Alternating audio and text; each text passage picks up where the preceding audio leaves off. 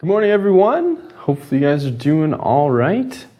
Looks like we have a few people in, maybe waiting on a few more. If you wouldn't mind, just give me a green check, make sure everything's going okay this morning, and then we will get started. Perfect.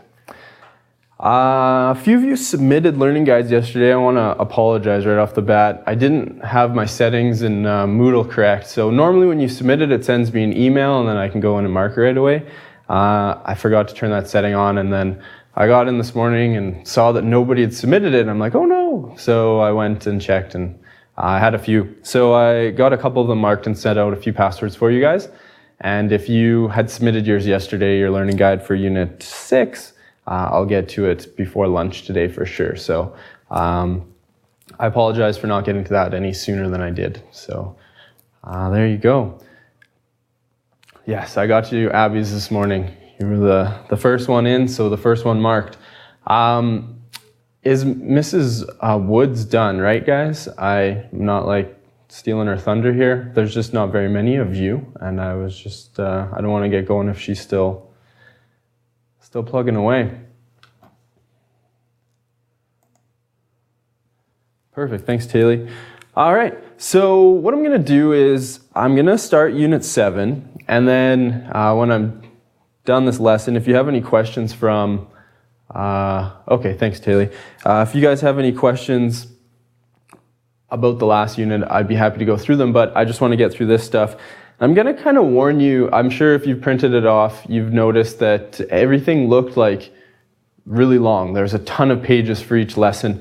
Now, this is kind of a bit of a problem with the course built into Moodle here and then learning out of the textbook. The course that we're doing, basically it condensed a few of the textbook sections into one unit. So basically my lessons are designed from the textbook, so I had to kind of modify them. So they might seem a little bit long, and we might have to skip a question or two, but I wanted to just make sure there was more than not enough. So if I kind of just say, we're not doing this one, don't sweat it. There was another one like it, so we can just, maybe do one instead of two of each.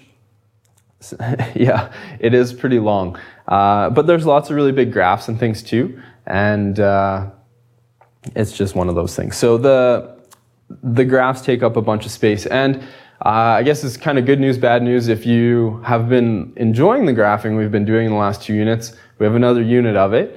There's a lot of algebra involved in Unit 7 though, so it's kind of one of these things. If you're good at manipulating equations and solving for variables and things like that, then you're not going to have any issues with this, but it can get a bit tricky. But the good news is, again, it's just lines that we've been dealing with, so it's kind of more of the same. It's just a little bit of algebra. So what we're going to do is we're going to run through this, and then I'll go through anything you guys had from the last unit if there's any time, and I hope there will be some time. So let's just jump into it. The solution of a linear system. When we talk about solutions of systems, it all kind of sounds scary, but really it's quite straightforward. There's 3 scenarios you're going to encounter, and we're just going to look at all the different ways to find the 3 scenarios. That's it. If you boil this whole unit down to one idea, is just 3 scenarios. If you can identify which scenario you're working with, you should be fine. So the solution of a linear system can be graphed on the same grid. If 2 lines intersect, the coordinates of the intersection are the solution. So it's just that easy. If we have 2 equations and we plot them on a graph, where those lines cross is the solution of the system. The idea is it's basically one point that will satisfy both equations. So let's look at an example here. We've got 2 lines. They're not in any special form. 3x plus 2y equals negative 12, and negative 2x plus y equals 1. And one thing that you'll notice maybe right away here is that we've labeled both of these lines 1 and 2. And again, the labels are just arbitrary. You could call 2 1 and 1 2 if you wanted. But when we have the lines, we're always going to have at least 2, and it's important to kind of figure out which one's which. So just at the very beginning, give them a label, 1 and 2, and then go from there. So the set of points to satisfy equation 1 lies on its graph. The set of points that satisfies equation 2 lies on its graph. So the set of points that satisfy both equations is where the two graphs intersect.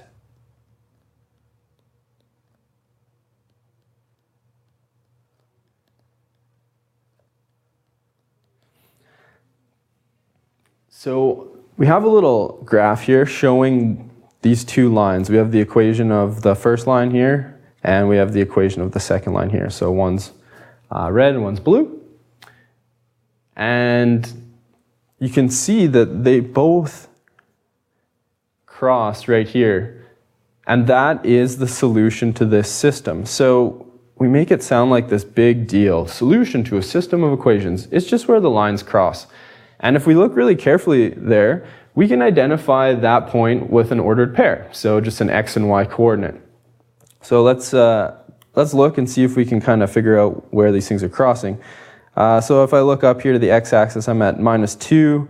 And I look over here to the y-axis, I'm at -3. So that point is -2, -3.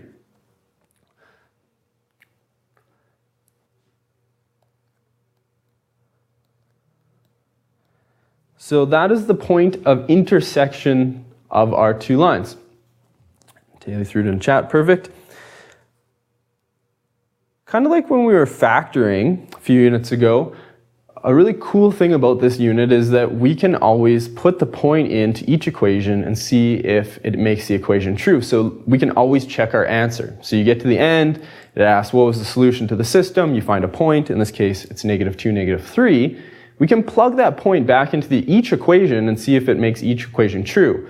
And we're going to do that right now. So let's check both of these things. The first equation we had was 3x plus 2y is equal to -12. And the second equation that we had was -2x plus y is equal to 1. So what we want to do is put our point into the equation. So where I have an x, I'm going to put in my x value, which was -2. And then where I had my y, I'm going to put in my y value, which was -3. And I'll just do this first one and then we'll look at the second one after. So 3 times -2 gives me -6. 2 times -3 gives me -12. -6 again, sorry, getting a step ahead of myself. Equals -12, and then -6 plus -6 equals -12. So I get -12 equals -12. And that is just a really quick way to see if the point that we found is actually on that line. Sometimes it's going to be hard to figure out where that point is, and it might not be on the line. So if we got something like, -12 is equal to -3, well, then we made a mistake and there's something wrong with that. So we can go back and look at our point again. But in this case, they were both equal, so that works out. So it satisfied one of our equations. It needs to satisfy the other. Why did I put the -6 in brackets? It was just to make sure I was careful with my signs. I could have written it as -6 like that. I just wanted to maintain this plus sign that I had up above. And then 2 times -3 is -6. So I was just trying to be careful there with how I wrote that down. Let's look at the next one. The next line, we have 2. We're going to substitute in an x. We're going to substitute in our y. In this case, x is -2, and then -3. Following my order of operations, I'm going to multiply these things. -2 times -2 is +4. It's -3 is 1, and I get 1 as 1. So it turns out that the point I picked, it satisfies both of my equations. Once I put it in, I solved, and both sides were equal. So that means that that was the right answer. If I had gotten something different, like -1 equals 2, well, that's not true. So the point wasn't actually on one of those lines. And that's just how we do it. So let's maybe just write down a note here. Since both equations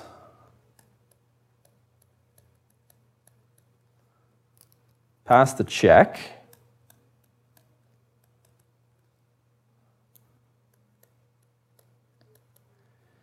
we know that -2, -3 is the solution of the system.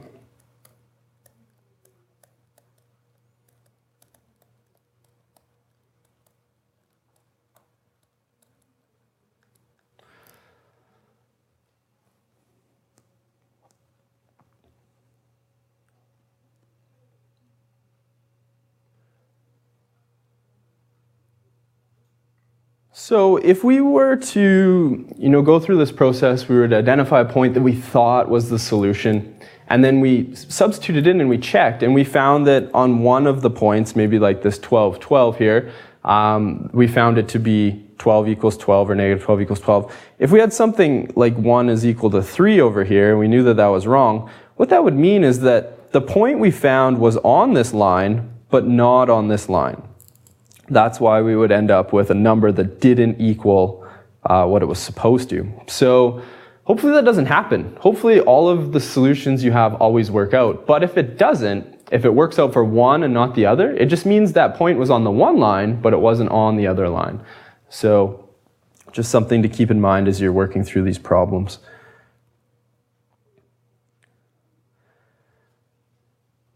So there's going to be sort of different methods that we look at for each of the ways to solve these equations. Today we're gonna look at graphing them to solve. Tomorrow we're gonna look at using an elimination method to solve them, and then on the following day we're gonna look at substitution. So all we're doing is just solving systems of equations. We're looking at different methods to do that. And like I said, there's only 3 scenarios that work out. Alex is asking a question, what doesn't work for either one of them?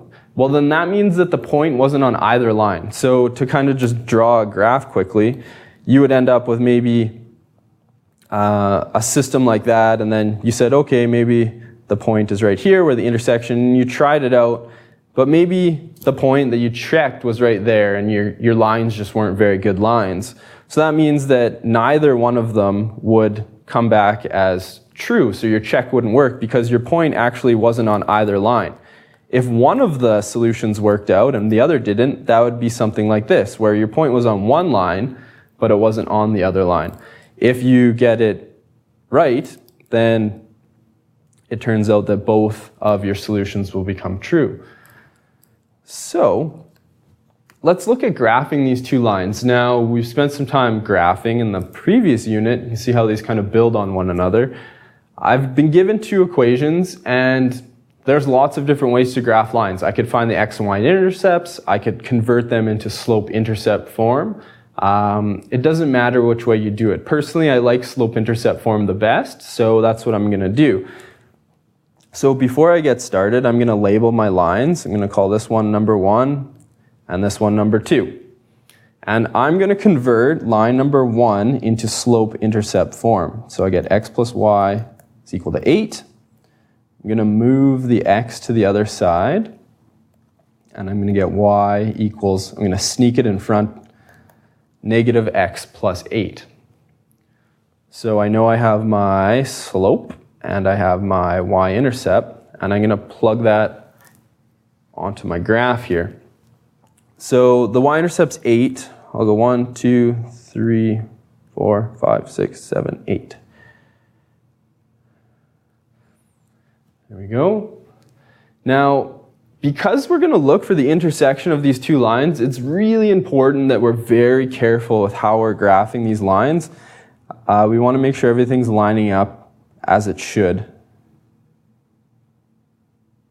All right, I have a slope of, even though there's nothing in front of the x here, I see that I have this negative sign. So this is kind of like -1 over 1. So I'm going to rise down 1, and I'm going to run 1, and I'm going to have another point here.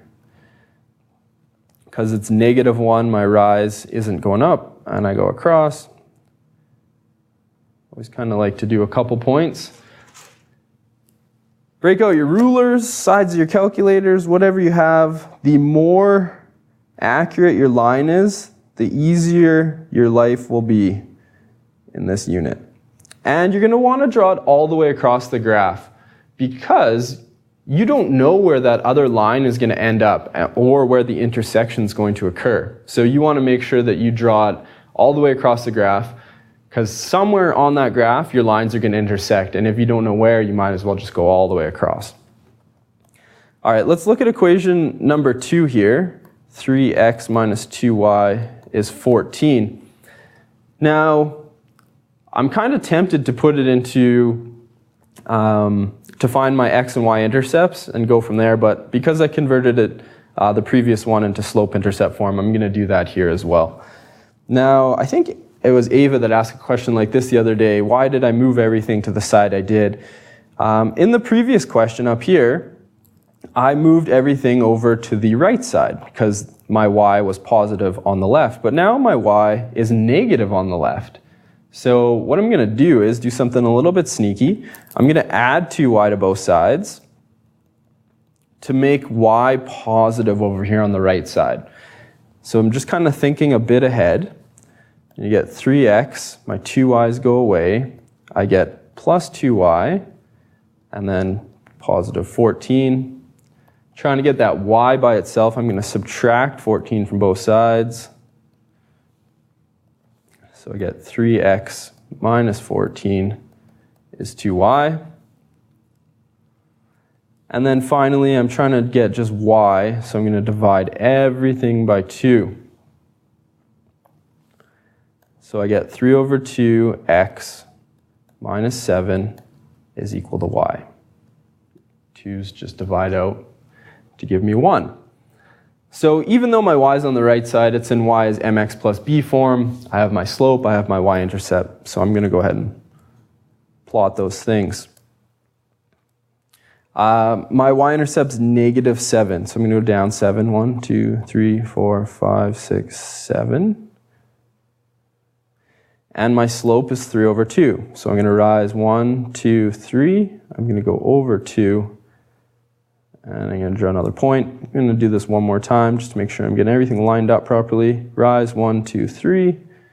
Over 2. All right. Again, I'm going to break out my ruler. Try to get this as close as I can.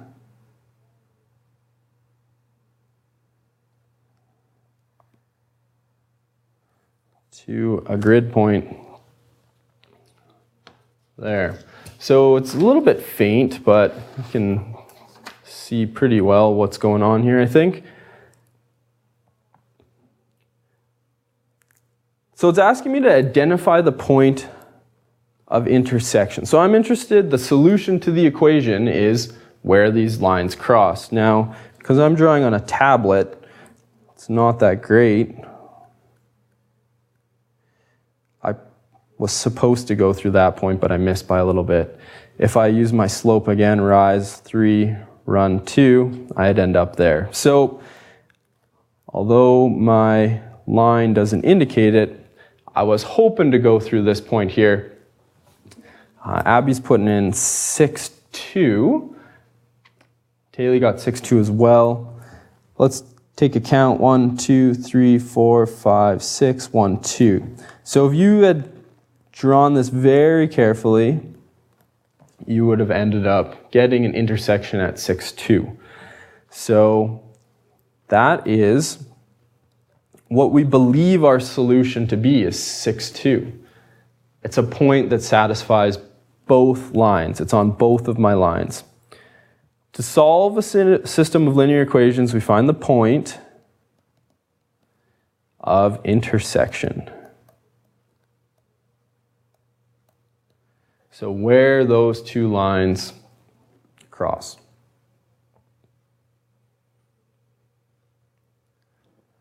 Now again, the great thing about this unit is we can always check to make sure our answer is right.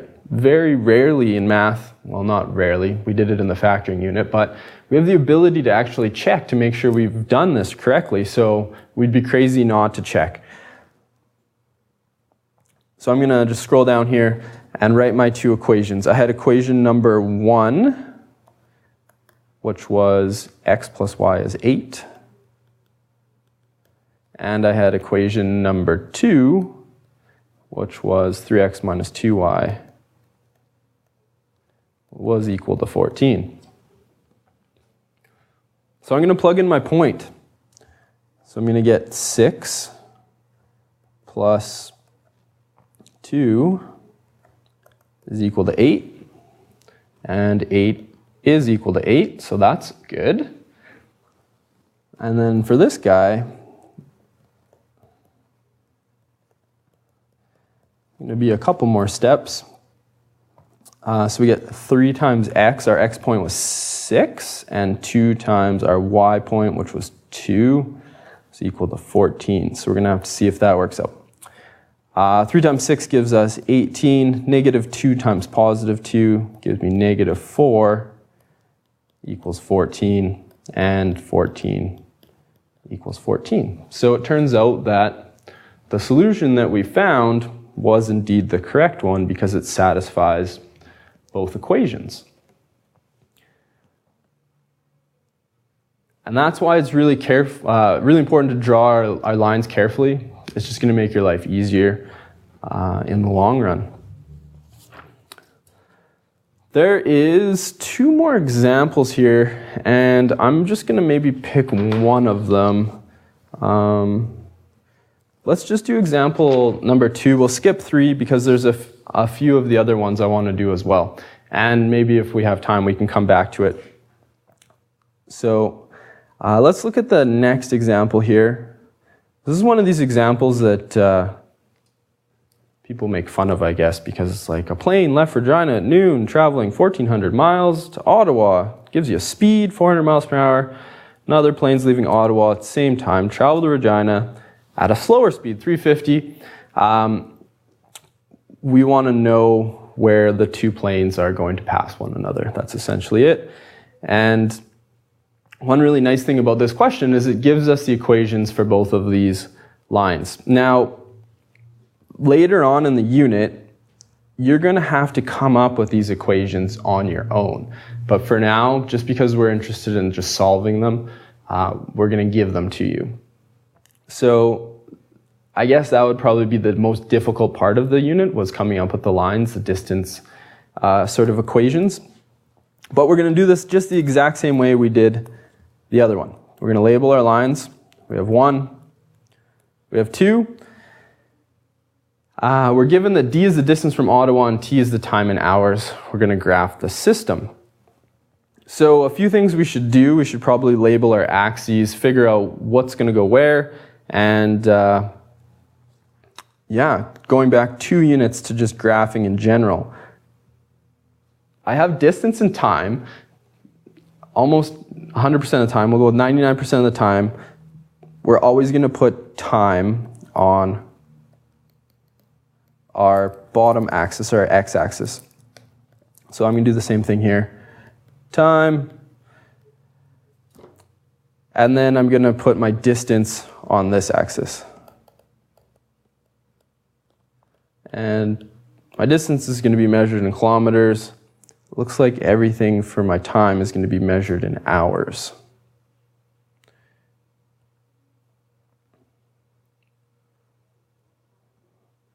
I'm not distance in kilometers, it's distance in miles. We're dealing with imperial here. Apologize for that. So distance in miles, and then time in hours. How did I know to pick miles and hours? Well, I have miles per hour, so we'll just go with that. All right, some other information I have. I have a distance of 1,400 miles is the kind of the maximum. That's how far the cities are apart from one another. So if I'm going to be trying to figure out where my plane is, it's always going to be between 0 and 1,400 because that's the only information I'm given. And then the time, we're just going to have to kind of wing it and hope we get it close because it doesn't really give us any indication of how long this trip is going to take. We could probably use the information and just kind of figure it out, but we know we're going to have 0 distance down at the bottom, and then we're going to end up with 1,400 somewhere up near the top. So what if I go up by ones? How many boxes do I have? 1, 2, 3, 4, 5, 6, 7, 8, 9, 10, 11, 12, 13, 14. It's like it was planned. We have 200, 300. I'm just going to write every other one just to make some room here. 600, 800, 1,000, 1,200, and 1,400. So that works out. Maybe breaking out some just quick mental math. If somebody's traveling at 400 miles in an hour and I'm traveling 1,400 miles, how much time is that going to be? So every hour I travel 400 miles. How many hours till I get to 14? So I'm thinking 400 miles per hour times 4 hours would be 1,600 miles. So I'm looking at between 0 and 4 hours essentially. So I'm going to break my graph up. Time in hours, I'm looking at 4. So do every 2 spaces in an hour. That's 1 hour, 2 hours, 3 hours, 4. That'll work. I'm not going to utilize the entire graph like I'd like to, but that's going to be kind of close enough. Okay, that was a lot of work just to set up our graph, but these are the things we need to do.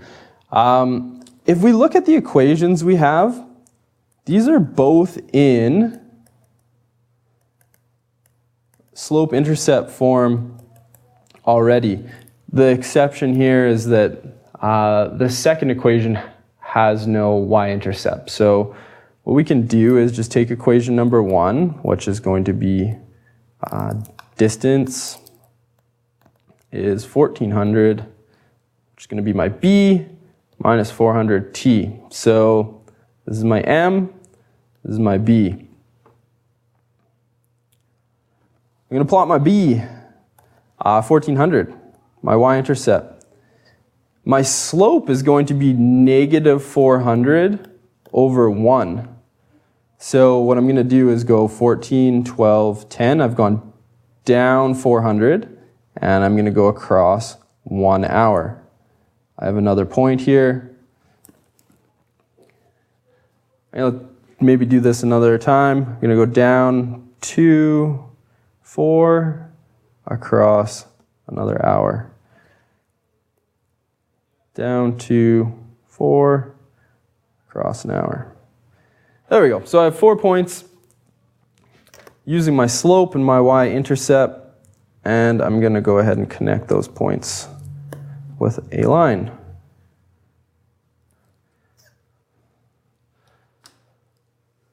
That's good. The second equation I'm given is distance is 350 times time. So this one has a slope, but my y-intercept is just 0. It's not there, it's missing. So I'm going to start at the origin. My rise is going to be 350 over 1. 350 miles every 1 hour. So I'm going to go up 200. There's 3, there's 50. Right there, I'm going to go across to 1 hour. I'm going to go up 1, 2, 350, and over 1.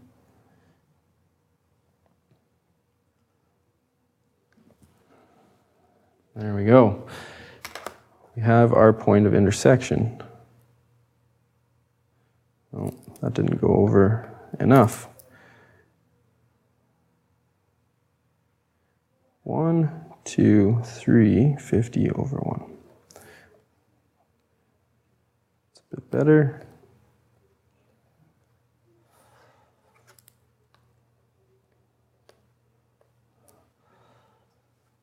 So there we have it. Our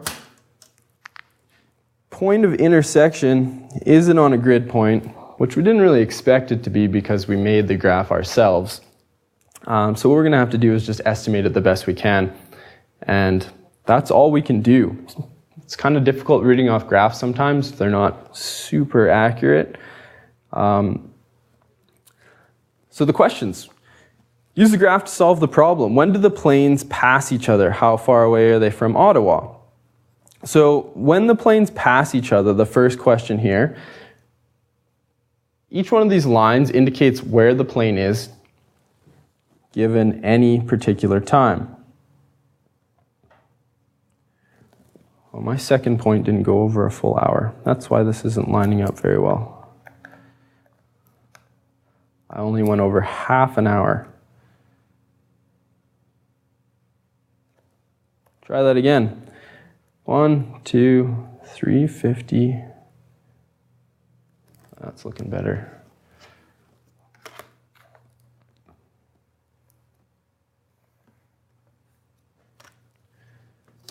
All right. So when the planes pass each other, when is asking me for a time. I'm going to go down to my time axis and look at where it is crossing this axis. So it's just before 2. So if I were to estimate what that is, I would say, well, that looks like about maybe 1.9 hours. And that's the best I can do here. There's no sort of, super accurate graph that we've drawn. It's just an estimate. You're looking at a graph, you're trying to figure out exactly where it is. And then how far away from Ottawa are they? We're given the distance from Ottawa is this axis here, so I'm going to go across. It's just above 600. It's below 700. Maybe in the middle of 6 and 7, we can call it 650. In this case, we're dealing with miles.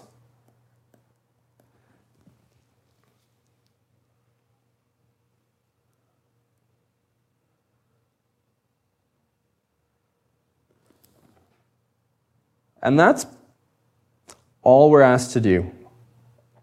We could convert this 1.9 hours into hours and minutes if we wanted, or we could just leave it as 1.9 hours. I'm just going to leave it there. The idea here isn't that the solution is highly accurate. Could you draw those two lines? Could you figure out where they intersected? Can you estimate that point? And that's all we're expected to do here. So, given the information we have, that's what we got. So there we go. I'm going to take a pass on example 3 for now because I want to do a few of the additional examples on the next page.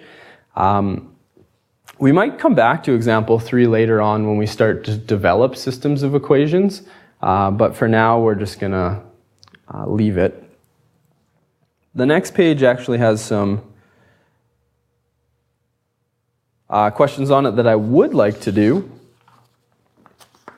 because they're really similar to the ones you're going to see in the learning guide today. So, solve the following system by rearranging to slope-intercept form and graphing. So generally speaking, slope-intercept form is going to be the easiest one to do. So what I would like you guys to do, because graphing these lines is exactly what we just did, I would like you to attempt this example, and then we'll get you to come back and let me know what you guys ended up with for a solution. So if you're feeling brave, you can just go ahead and plot those two lines, figure out the intersection and throw it into chat. If not, you can just wait and I'll plot them and we'll check to make sure you're okay. So maybe put a couple minutes up and maybe like 3 or 4. Shouldn't take too terribly long. And then we'll come back and we'll look at what your solution is. So good luck with that.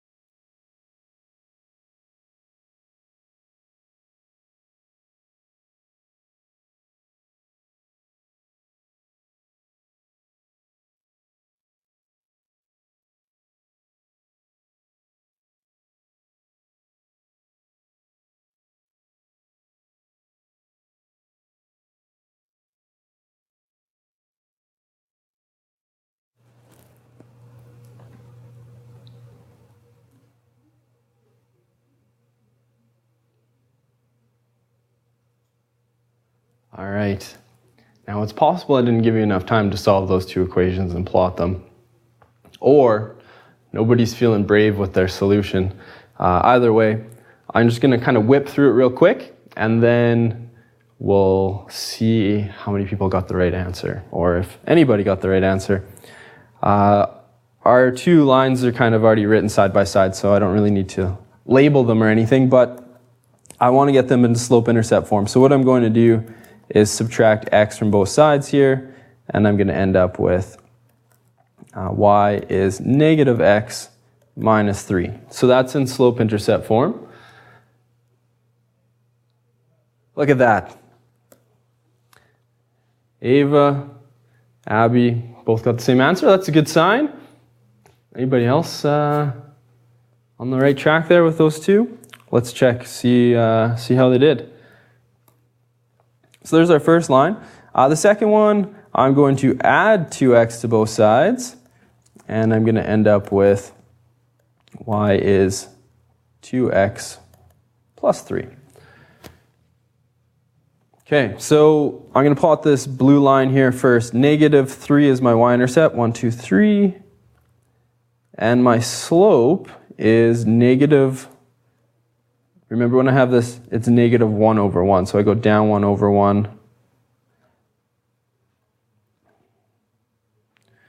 There we go. So I have a few points there.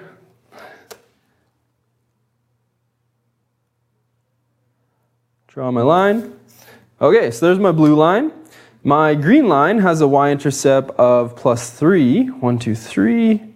And my slope is just written as 2, which is the same thing as 2 over 1. So up 2 over 1, there. I can also go down 2 left 1 if I want. And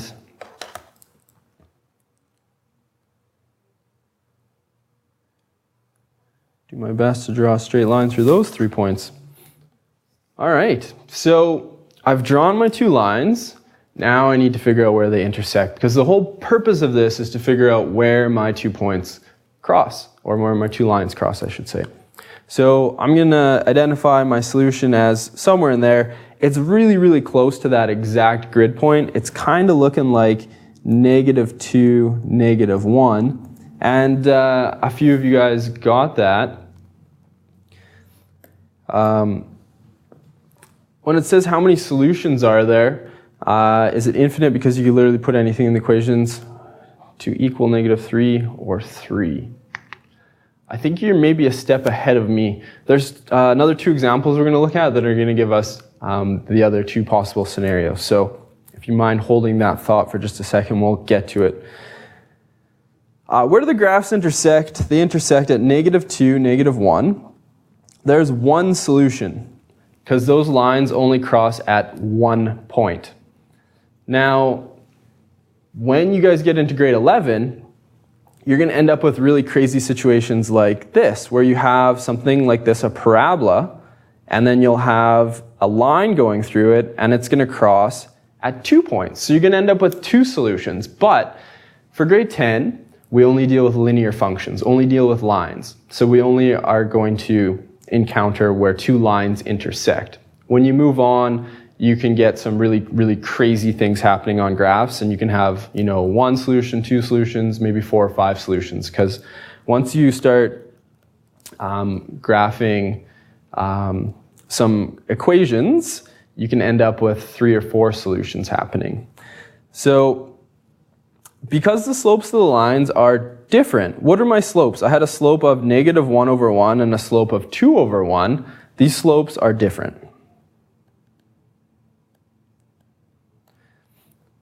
The lines intersect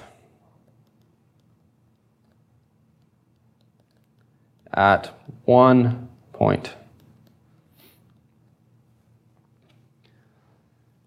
So that might have answered your question, Ava. We're going to get into 2 additional scenarios here where that doesn't happen. So there's only sort of 2 things we can, 2 additional things that can happen.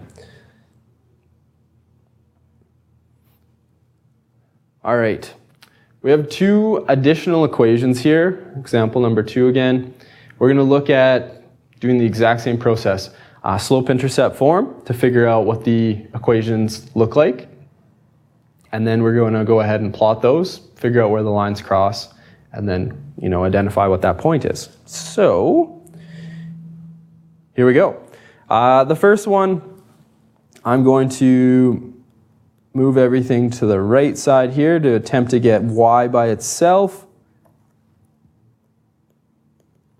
I'm going to put the 4x in front of the 8 just because it's going to make my life easier in the long run. Divide everything by 2. 4 over 2 is 2, and 8 divided by 2 is 4. So there's my first line. Let's plot it. Y-intercept plus 4, 1, 2, 3, 4. My slope is 2 over 1, so I rise 2, run 1.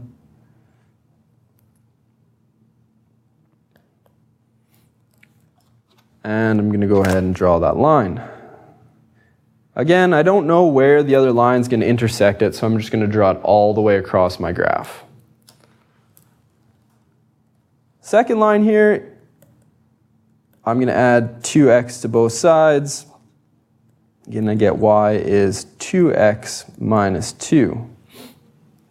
All right, y-intercept minus 2. And the slope here is 2 over 1. So I have my another point. 2 points is enough for a line. And that didn't work very